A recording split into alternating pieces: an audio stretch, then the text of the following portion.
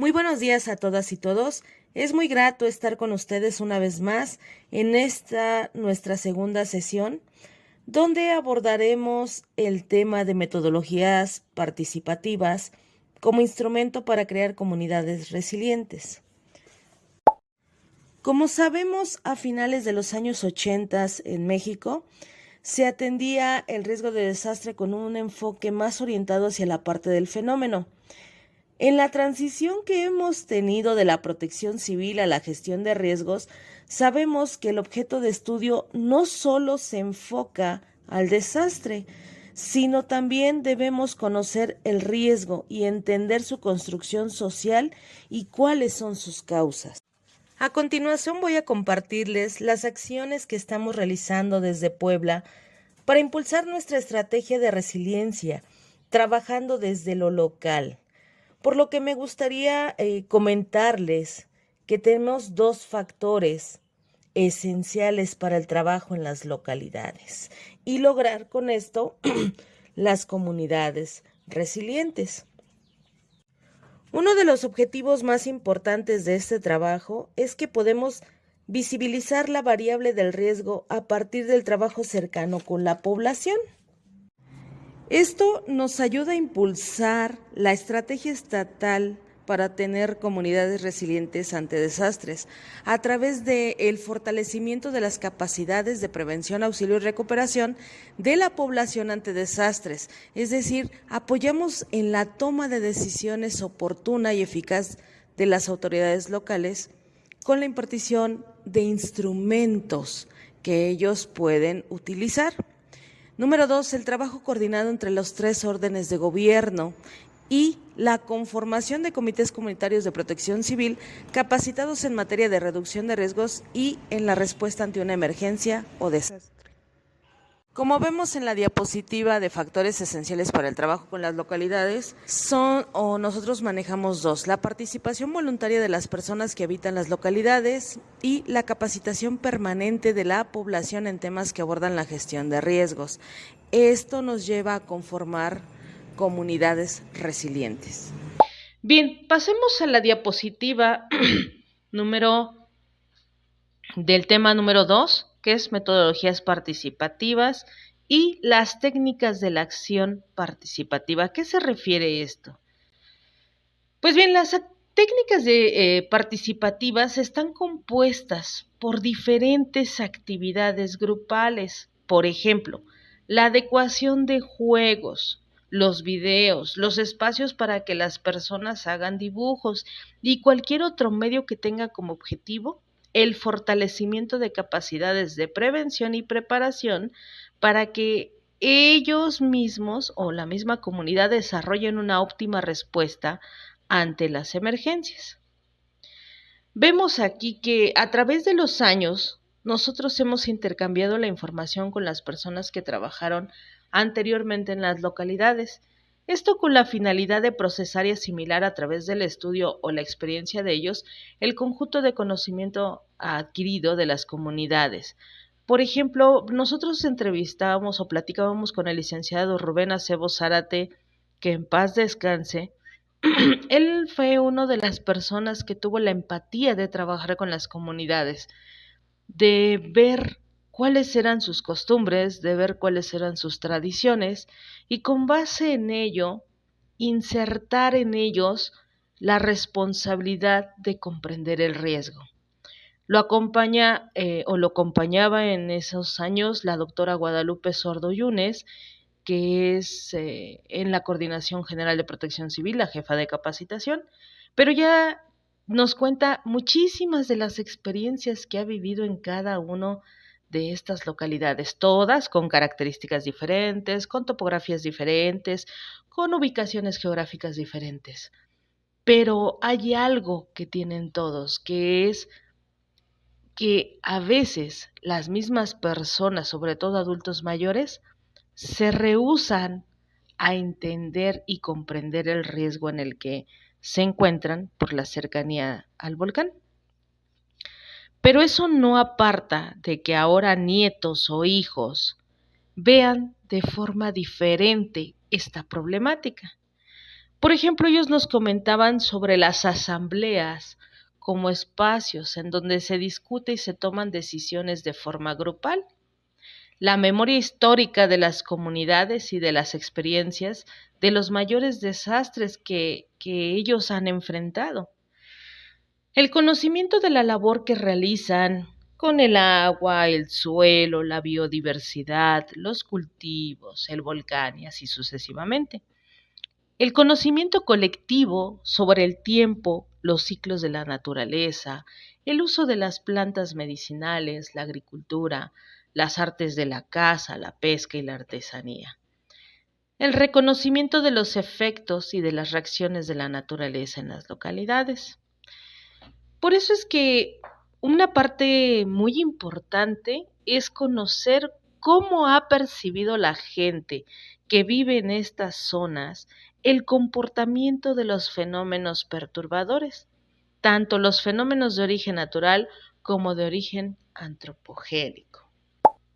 Vemos en la segunda temática abordar 2.2 definiciones y enfoques.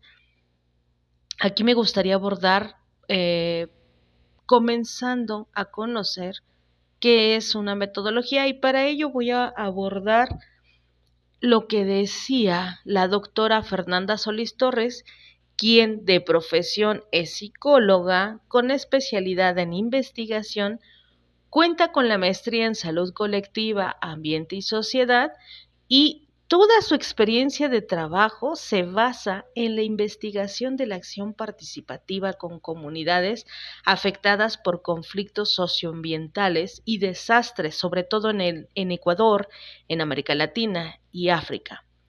Ella es autora de más de 40 libros y artículos científicos y publicaciones populares en los campos de salud colectiva, ecología, política y psicología comunitaria. Dentro de esta definición de metodología, ella maneja que es un conjunto de pasos que tratan de llegar a un resultado concreto.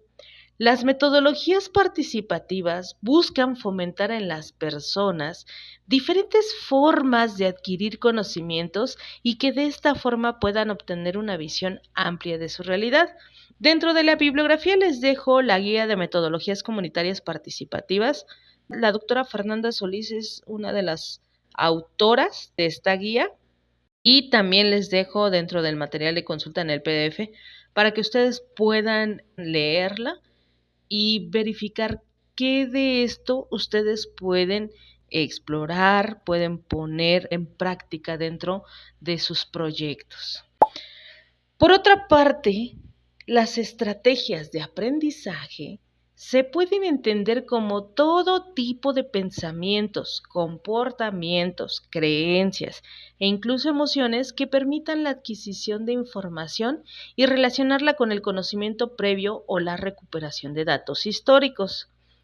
Por ejemplo, les comparto un documento del que yo me he apoyado para implementar las estrategias de aprendizaje y conocer la diferencia entre estrategia y técnica. Esto en lo personal me ha ayudado mucho en el desarrollo del método implementado con las poblaciones. También les dejo la liga para que puedan descargarlo. Vamos a ver el enfoque de la metodología participativa adaptada al trabajo local en el estado de Puebla.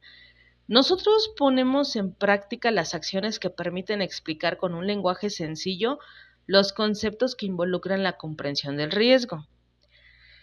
Con base en las metodologías participativas y el trabajo aplicado en las comunidades de la zona de peligro mayor, hablo de las comunidades que se encuentran cerca del volcán Popocatépetl, hemos visto mejores resultados cuando los grupos interesados tienen una cooperación voluntaria y de esta forma la mejor metodología para planear o administrar un proyecto específico es la que responde a los objetivos, a los valores y a las capacidades personales de los participantes que forman parte de este proceso.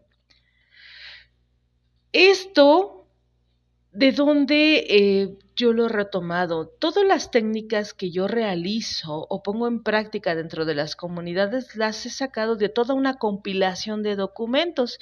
Y, por ejemplo, Esto lo establece el documento Manual de Técnicas Participativas, donde nos muestran algunos ejercicios que podemos replicar, claro, eso adaptados a nuestro objetivo de estudio. Entonces, también les comparto esta liga que puede servir de mucho a aquellos gestores que van a trabajar directamente con localidades. Esto mismo nos conlleva a adquirir esas técnicas y herramientas de metodologías participativas para el desarrollo de las comunidades. Bien, la metodología que se aplica en las comunidades, cercanas al volcán Popocatépetl, nos ha facilitado la detección de áreas de oportunidad. Hemos ido trabajando en ello, adaptándonos de acuerdo al contexto y a las características propias de las comunidades, como lo vimos en el capítulo anterior. Recuerden, donde les explicaba la diapositiva que tiene la montaña, la roca, donde se explican la amenaza, vulnerabilidad, el riesgo y a qué le llamaba yo desastre. El uso de dibujo nos facilita la comprensión del riesgo, y el peligro de la localidad. ¿Por qué? Porque dentro de las reuniones en las que participa la población, pues van adultos mayores, van niños de la primaria, jóvenes, pero todo ello hemos detectado que ellos son más visuales. Por eso es que nosotros decidimos recrear estas estrategias en las localidades desde el punto de vista de utilizando los dibujos, un lenguaje muy fácil. Esta estrategia también contiene juegos. También le damos el espacio a las personas para realizar sus dibujos, donde ellos comprenden el riesgo, la vulnerabilidad, y que no solamente corren ciertos efectos de los peligros volcánicos, sino hay otros existentes en sus comunidades.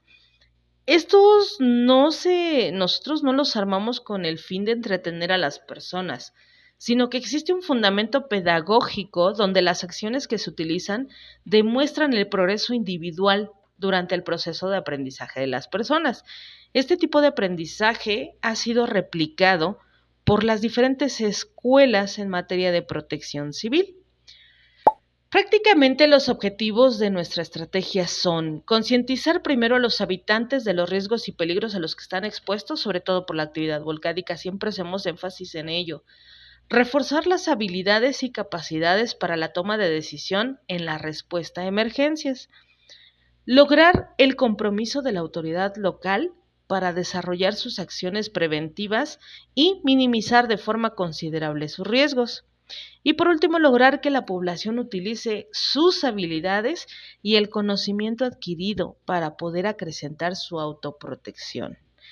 No olvidemos que el peligro se detecta y el riesgo se mide. Esta frase siempre se la ha escuchado a la maestra Goretti Ixtlapale Gamboa, que es nuestra directora de prevención de desastres, donde ella tiene mucha razón. El trabajo con las personas de las localidades debe mantenerse de forma constante, pero también debe ser comprendido cada uno de estos conceptos para que las mismas personas nos ayuden a sobrellevar de tal manera la situación o el entendimiento de la gestión de riesgos. Vamos a ver aquí nosotros dentro de las diapositivas o las siguientes diapositivas, la autorreflexión y la autocrítica para una participación transformadora. ¿A qué se refiere esta diapositiva? Las acciones transformadoras son el resultado de la reflexión e innovación continua sobre la realidad abordada, que no solo se da a conocer, sino que se transforma para una mejor comprensión. Por ejemplo, habitantes de nuestras localidades han transformado la percepción del riesgo con esta labor que se ha llevado a cabo de forma permanente desde hace muchos años. La población ya comprendió que deben desarrollar medidas preventivas de forma individual Es decir, empezando con lo local, con sus familias. ¿Qué voy a hacer en el antes, en el durante, en el después de que se presente una emergencia con mi familia? Y posterior a este trabajo también lo vemos reflejado de forma grupal, ya a nivel comunidad, ¿no? Esto con la finalidad de prepararse y actuar de manera efectiva ante una posible emergencia que conlleve una evacuación. Vemos aquí que la autoridad local y la población en general participan en las tareas comunitarias de prevención y auxilio. Dos ejemplos muy claros que tenemos aquí en Puebla son, déjenme, les voy a describir estos ejemplos que nos han llevado a tener esa satisfacción propia de decir, sí funciona el trabajo que estoy realizando, sí se está viendo reflejado el tiempo invertido y este gobierno sí está haciendo todo lo que está a su alcance por enseñarle a las personas la salvaguarda de su integridad física y la de sus familias. Vamos a ver el ejemplo, el primer ejemplo que les voy a comentar. Son aquellos acuerdos que se tienen entre los tres órdenes de gobierno, tanto las autoridades estatales como las autoridades, para este caso en el municipio de San Nicolás de los Ranchos y la localidad de Santiago de Xalitzintla, sobre todo para el festejo del cumpleaños del volcán Popocatépetl, que tiene que ver con el día 12 de marzo, que es el día en que se celebra a San Gregorio, el nombre por el que cariñosamente se le llama Goyo. Por este motivo, las comunidades de la región aledañas a las faldas del volcán adoptaron esta fecha como el cumpleaños del volcán. Les comento que a partir del año 2023 se llegó a un acuerdo con la comunidad de Santiago de Xalitzintla, lo que son las autoridades locales. Reunimos al tiempero, reunimos algunos regidores, ¿no? Y también autoridades municipales, donde, atendiendo a las recomendaciones del Comité Científico Asesor del Sistema Nacional de Protección Civil para el volcán Popocatépetl, se determinó que por el incremento en el número de explosiones y exhalaciones, la localidad no podría realizar el ascenso al ombligo. ¿Dónde se ubica, entre comillas, el ombligo? Pues se ubica a 2.27 kilómetros del cráter del volcán y está ubicado en el flanco noreste del volcán. Aquí vemos en la diapositiva que les muestro cómo es esta celebración a Don Goyo. La principal razón para festejar al volcán es que ellos tienen la creencia que se mantiene contento, ¿no? Según los habitantes de la población, y también ellos comentan que evitan que se despierte su furia, que podría desencadenarse en alguna erupción de gran magnitud. Bien, cuando Gregorio Chino Popocatépetl dejó de existir en Santiago Xalitzintla, se conservó la fecha oficial para festejar al volcán. Además, se le apodó Don Goyo al Popocatépetl por el tempero que existió y les enseñó a convivir con la actividad del cráter. Nosotros, créanme, hemos trabajado con las localidades desde el punto de vista de su historia, sus usos, costumbres y tradiciones. No vamos o no llegamos con la finalidad de autoridad y está prohibido todo porque yo soy gobierno y pues no quiero que suba, sino se les da una explicación del por qué, aunque ellos tengan las tradiciones, nos preocupa la integridad física de ellos, de las personas que ascienden, de la población, de los niños.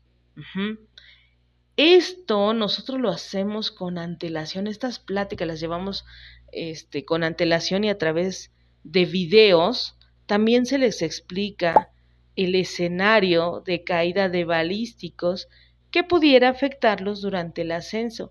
Ellos saben que es un riesgo y que pueden perder la vida. Vemos en la diapositiva, por ejemplo, el material balístico que puede ser del tamaño de la uña, del dedo pequeñito de la mano, hasta rocas enormes de 1 tonelada, en la que pues cuando el volcán explota, saca esas rocas y a la velocidad que bajan, por eso se le llama material o proyectil balístico, porque puede perforar a una persona y esta persona puede perder la vida. Hemos visto, y vamos a verlo en el siguiente entrevista que se le hace a la población, los mismos medios de comunicación nos ayudan a que la gente comprenda este tipo de riesgo por el que nosotros o por el cual las autoridades están platicando, están coordinadas para evitar el ascenso al ombligo. Los locales reconocen la importancia del festejo, a pesar de que en los 2 años anteriores no han llegado al ombligo de la montaña. Porque según oí comentar que vinieron ayer o antier, no sé, llegaron los estatales a prohibir el paso, que no van a ir al volcán. Pero este ya es una tradición. Es una tradición. Se tiene que dar el volcán. ¿Por qué? Porque él está vivo. A principios de mes, Protección Civil Estatal informó a través de un comunicado que sostuvo un encuentro con habitantes de esta población, con el objetivo de exhortarlos a no escalar al coloso ante la próxima festividad denominada Ascenso al Ombligo del Volcán. Autoridades de los 3 niveles de gobierno invitaron a los organizadores a oficiar dicho tributo en una colina aledaña, como se llevó a cabo en el 2023, a fin de salvaguardar la integridad de las y los asistentes y de autoridades que realizan el acompañamiento. Asimismo, se realizó un recorrido por las rutas de evacuación de la zona. Con imágenes de Kevin Lizana, Beto Castillo, Fuerza Informativa Azteca. Y bien, como segundo ejemplo, tenemos los resultados del trabajo con las localidades, porque se ha logrado que niños, padres de familia y población en general participen más en los simulacros. Esto a raíz de la instalación del Comité Comunitario de Protección Civil. ¿Quiénes son el Comité Comunitario de Protección Civil? Son un mismo grupo de personas que viven en la localidad que van a ayudar al presidente auxiliar a atender a una emergencia y que además se capacitan para conocer estos conceptos y además temas básicos en materia de protección civil, por ejemplo, primeros auxilios, búsqueda y rescate, todas las recomendaciones para el uso de pirotecnia cuando ellos están celebrando sus fiestas patronales, etcétera. Este comité comunitario es presidido por el presidente de la Junta Auxiliar. ¿Por qué? Porque él es quien da voz a la población, quien encabeza esta representación de autoridad ante la población. Y también déjenme comentarles que además de los comités comunitarios de protección civil, se están formando equipos comunitarios de respuesta a emergencias, llamados grupos CERT. ¿Qué son los grupos CERT? Son un grupo de personas que de igual manera se capacitan para atender las emergencias desde el punto local y para ayudar a la localidad ante una eventualidad. Ellos son un apoyo, una extensión de los servicios especializados de emergencia. No quiere decir con esto que ellos mismos se van a capacitar y se vuelvan especialistas, sino que ellos pueden responder, armar un pequeño comando, formar un pequeño comando de incidentes, entregar, ¿no?, lo que es a la autoridad toda la eventualidad, lo que desarrollaron, pero ellos, antes de que nosotros lleguemos como autoridad, ellos ya saben qué hacer, saben cuáles son las medidas preventivas que deben realizar junto con las acciones, junto con escuelas, con los comités de salud, con los comités de la iglesia, posterior a ello llevarlos a cabo o ejecutarlos cuando se presente una emergencia y recuperarse lo más pronto de esta situación, empezando con sus propias familias. Y bien, a estos grupos se les explica la importancia del trabajo en equipo. Ellos mismos identifican y comparten las responsabilidades en la solución de los problemas y las necesidades identificadas. Recordemos, y a través de esta presentación hemos visto algunos gráficos donde vemos, no nada más es la roca, la montaña y es un dibujo que yo realicé, también lo vemos, ¿no? En el edificio que está sobre una columna, ese edificio puede caer. Empezamos a hacer este tipo de conciencia con la misma población, donde está la roca casi a punto o que puede venirse hacia abajo y aplastar la casa por un deslave, por un deslizamiento de tierra. Entonces, esto se les explica a este grupo de trabajo, grupo de trabajo donde ellos con nombre y apellido firman, por ejemplo, un acta que tiene valor constitutiva. ¿Por qué? Porque estos grupos comunitarios o estos comités comunitarios se ven reflejados en el Atlas Nacional de Riesgos, pero independientemente de que se vean reflejados, ellos saben que firman un acta donde comparten la responsabilidad. No nada más es firmar un documento, yo siempre les digo eso, llevar o conllevar una responsabilidad de que si algo pasara en la comunidad y lo hago mal, viene la responsabilidad. Por eso es que nosotros siempre trabajamos de forma preventiva. Y ahora, los mismos estudiantes dicen, oye, podemos nosotros hacer un cartel donde nosotros dibujemos qué hacer en caso de sismos y lo podemos poner también o traducir a lengua náhuatl y lo podemos pegar en el periódico mural de la iglesia, en el periódico mural de la escuela y de repente lo podemos pegar en las presidencias, otro cartel, para que la gente sepa, ¿no? Aquellas personas que están con algún tipo de discapacidad también son incluidas en estos grupos, porque también nosotros escuchamos esa aportación que ellos tienen. Oye, fíjate que podemos, mi hija puede ser traductor de lengua de señas, ¿no? Y a lo mejor comentarlo con otras personas que no tienen, esta discapacidad auditiva o este tipo de discapacidad motriz, podemos hacer algunas dinámicas con ellos también. Sí, por supuesto.